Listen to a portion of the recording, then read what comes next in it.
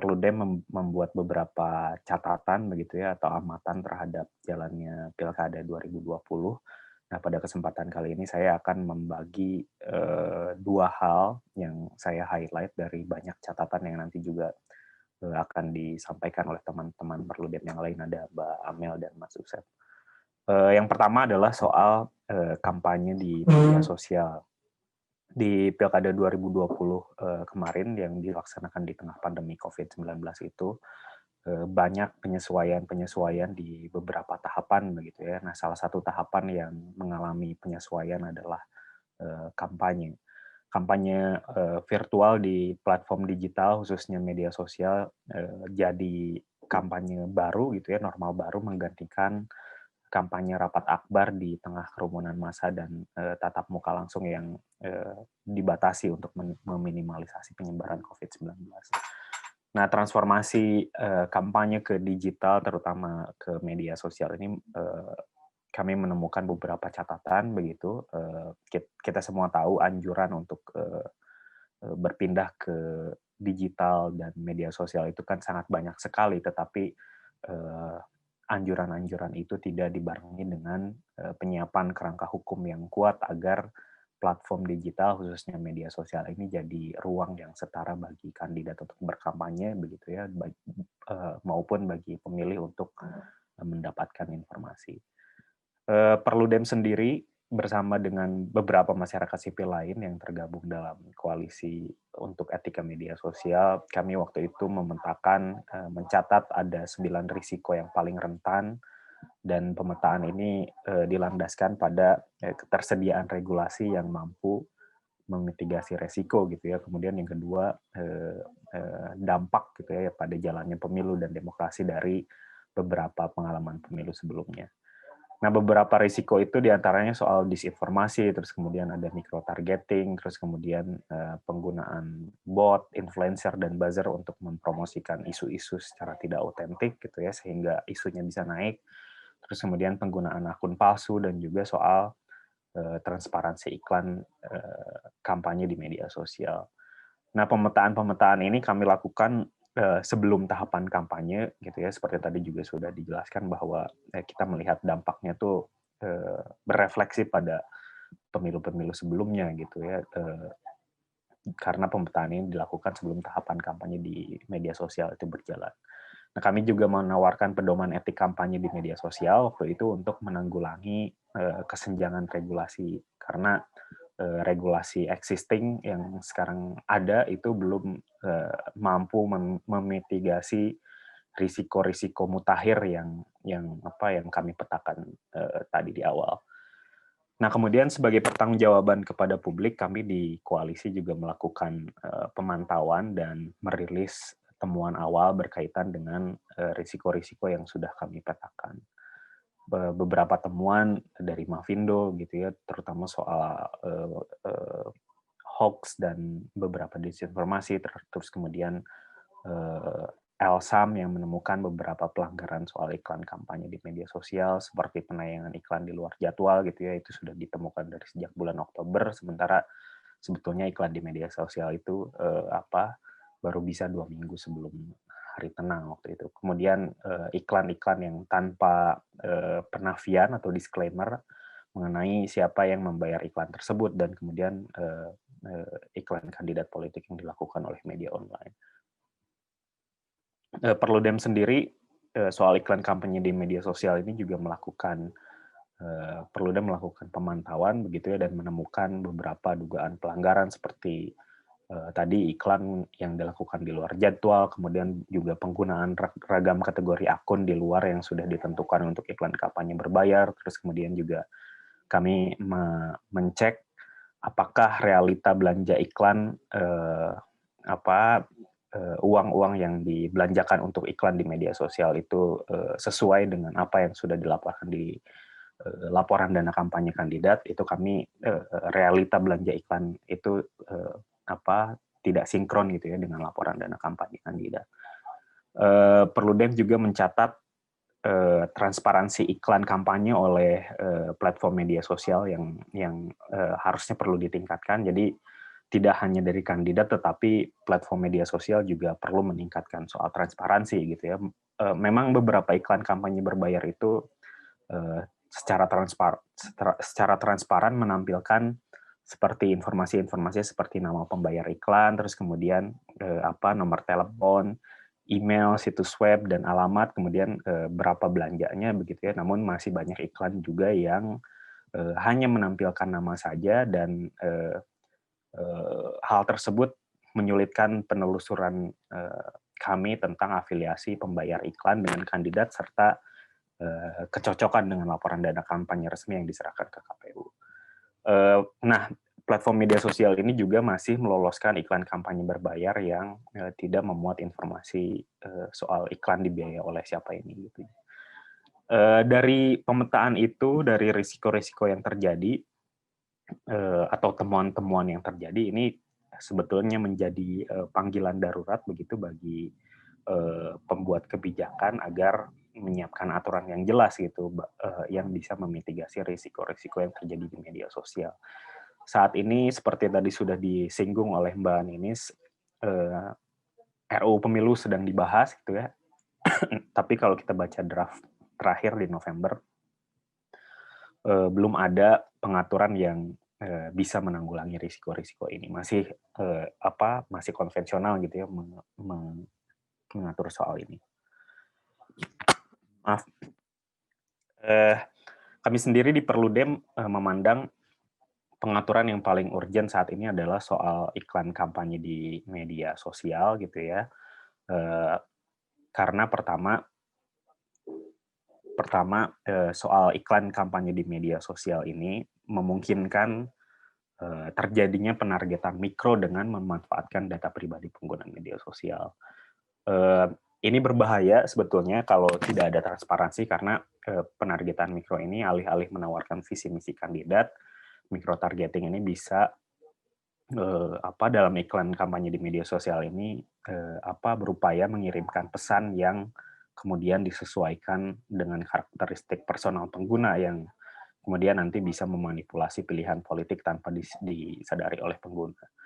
Kemudian yang kedua, iklan kampanye di media sosial ini yang paling urgent untuk diatur, karena iklan kampanye di media sosial ini memungkinkan pengguna mendapat materi iklan yang berbeda satu sama lain gitu ya. Saya bisa lihat iklan A, tetapi belum tentu orang lain bisa lihat. Nah, ruang gelap ini berpotensi menjadi ruang penyebaran tadi ya beberapa risiko seperti hasutan, kemudian disinformasi, terus kemudian kampanye hitam yang kemudian nanti sulit untuk diawasi. Sekali lagi temuan ini diharapkan menjadi pemantik begitu ya, karena kami sudah mengidentifikasi risiko-risiko yang terjadi di media sosial dan memang terjadi begitu. Kemudian temuan ini diharapkan jadi pemantik begitu. Kemudian pengaturannya bukan untuk membatasi kebebasan berekspresi, tetapi untuk meningkatkan transparansi sehingga media sosial itu jadi ruang yang sehat bagi pemilih, bisa dapat informasi yang setara dan juga clear tentang penyelenggaraan pemilu maupun kandidat-kandidat yang akan mereka pilih. Atau mungkin bahkan jadi ruang dialog gitu ya, yang setara agar nanti demokrasi ke depan juga tetap sehat di ruang-ruang virtual, di ruang-ruang media sosial. Selanjutnya mungkin ini catatan kedua gitu ya, soal apa yang terjadi di Pilkada 2020, soal keterpilihan calon kepala daerah berusia muda di Pilkada 2020 kemarin. Karena beberapa hari setelah pemungutan suara, ketika hasil itu sudah bisa diproyeksikan, kita bisa lihat ada euforia begitu ya, keterpilihan calon kepala daerah berusia muda. Nah, keterpilihan mereka ini dianggap akan membawa angin segar terhadap jalannya pemerintahan lokal. Nah, Perludem sendiri mencatat ada setidaknya 20 kepala daerah terpilih dan 17 wakil kepala daerah terpilih yang berusia kurang dari 34 tahun. Jadi totalnya ada 37 gitu ya, kalau kita mentotal kepala daerah dan wakil kepala daerah. Itu artinya akan ada 13,7% daerah yang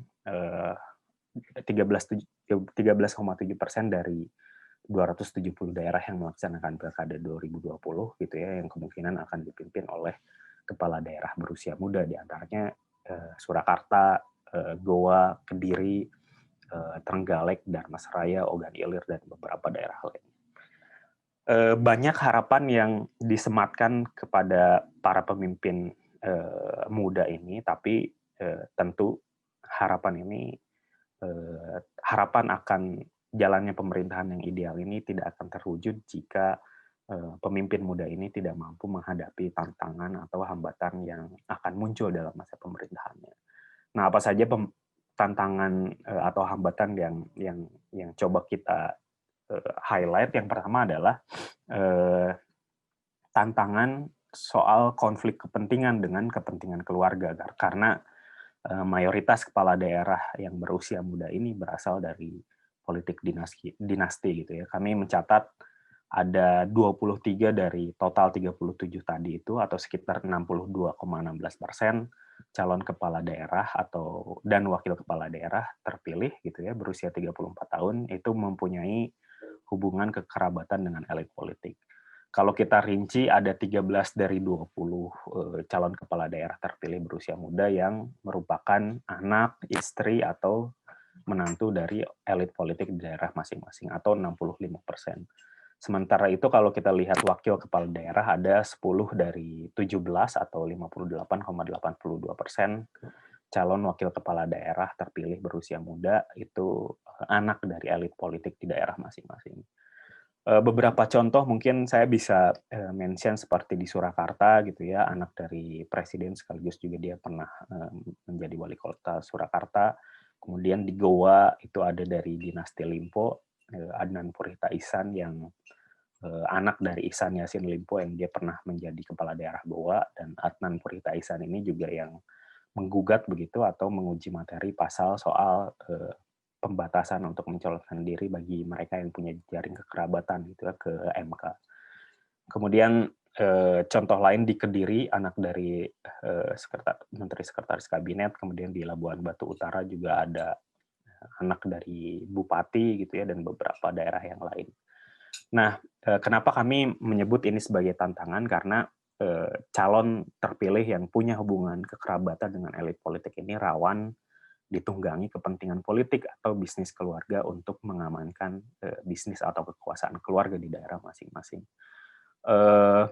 Tentu ini akan berbahaya karena bisa memicu perilaku koruptif gitu ya, beberapa kasus korupsi yang kita sama-sama tahu yang menjerat kepala daerah di beberapa daerah yang lalu gitu ya, seperti di Bangkalan, Kutai Kartanegara, kemudian di Malang, Klaten, ada dinasti Banten gitu ya, dan beberapa daerah lain itu sangat berkaitan dengan latar belakang kepala daerah yang berasal dari politik dinasti.